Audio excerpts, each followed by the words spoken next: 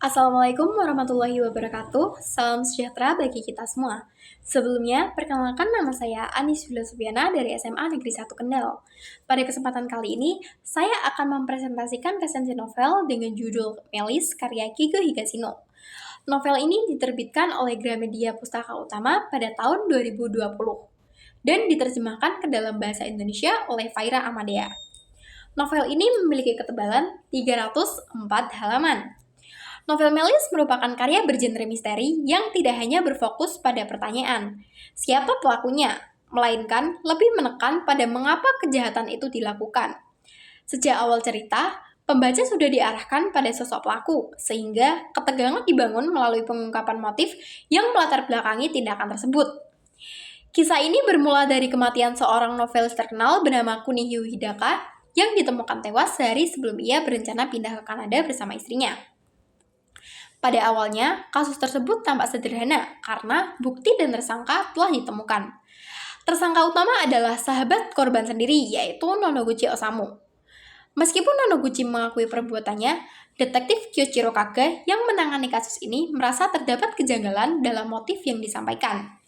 Ia tidak serta-merta menerima pengakuan tersebut, melainkan melakukan pendalaman secara psikologis untuk mengungkap alasan sebenarnya di balik pembunuhan itu. Tokoh Nonoguchi digambarkan sebagai pribadi yang manipulatif, pendendam, dan menyimpan rasa iri yang mendalam terhadap kesuksesan sahabatnya. Kejahatan yang ia lakukan bukan semata-mata untuk menghilangkan nyawa korban, tetapi juga untuk menghancurkan reputasinya. Kebencian dalam novel ini digambarkan sebagai emosi yang tumbuh secara perlahan dan tersembunyi. Sebaliknya, detektif Kage digambarkan sebagai sosok yang sabar, observan, serta memiliki kedajaman analisis psikologis. Ia berupaya membongkar kebohongan yang tersusun rapi melalui pendekatan yang tenang dan sistematis. Keunikan novel ini terletak pada penggunaan teknik unreliable narator, yaitu sudut pandang narator yang tidak sepenuhnya dapat dipercaya. Teknik ini membuat pembaca diajak untuk berpikir kritis dan mempertanyakan kebenaran yang disampaikan.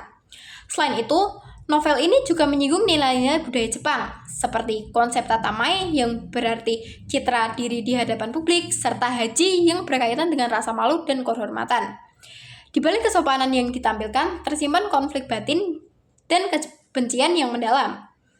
Isu perundungan atau ijime juga menjadi salah satu latar yang membentuk karakter dan motivasi tokoh. Kelebihan novel ini terletak pada alur cerita yang logis, detail, dan penuh kejutan. Pendekatannya lebih menekan pada aspek psikologis daripada kekerasan fisik.